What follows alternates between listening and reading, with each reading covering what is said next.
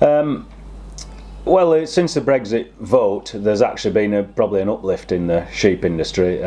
We're now, because of the weakness of the pound, we are now exporting more sheep. It's more favourable for sheep to be exported, and as a result of that, trade's gone up slightly. My opinion is it's probably only short term, but at the moment, both the breeding sheep sales and the fat lamb sales are reasonably buoyant. Potentially feed prices might catch up, but that hasn't hit the sheep industry as yet, mainly because the vast majority of the feed that goes to sheep is when they're in lambs, so that's sort of through the winter, so that hasn't actually impacted upon the sheep industry as yet. And yeah, like I say, we've just had better prices this year, probably up on average about £10 compared to this time last year, so that's obviously an improvement.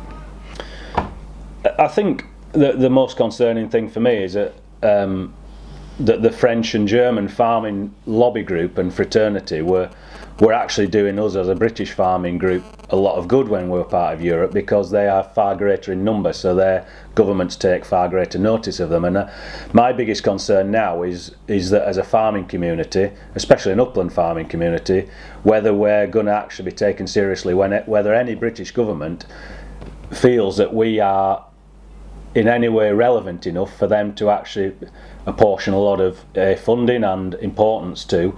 And so it's really I'd just like to see the British governments showing some commitment really towards both upland farming and some commitment to the environment, and getting that balance right between the two. So yeah, it's really just having a bit of sort of belief in us as farmers really, and just backing us as farmers, and respecting us as farmers, I guess, is what I really want to see from the British government. I can only see that more sheep coming from Australia and other Commonwealth countries can be a bad thing for the British sheep industry. But I guess that's the can of worms that we've opened up with our vote to leave Europe. We're going to be in a scenario where all those trade deals are now going to have to be negotiated. I mean, as a sheep farmer, I would rather not see Australian sheep meat come into Britain, and I'd rather not see our supermarkets dealing with any of the sort of Antipodean countries, because it's obviously going to have an impact upon our industry.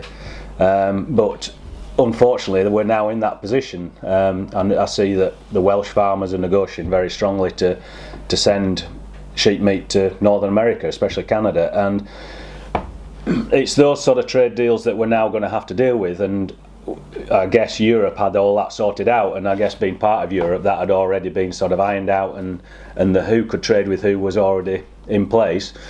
And now we're in a position where we have no idea what's going to happen over the next 2, 3, 10 years, and that for me is of great concern.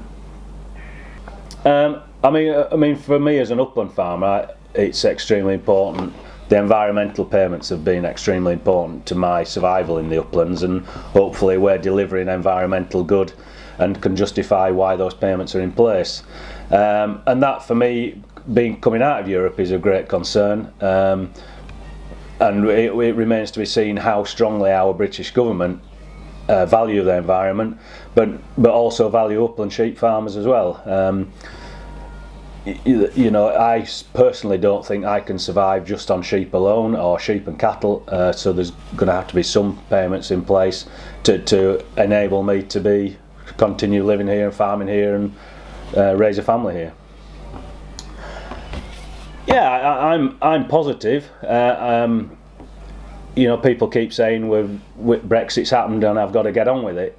I'm still disappointed that was the vote. I still believe that it was a wrong vote. But yes, I've got to get on with it, and I believe in my abilities to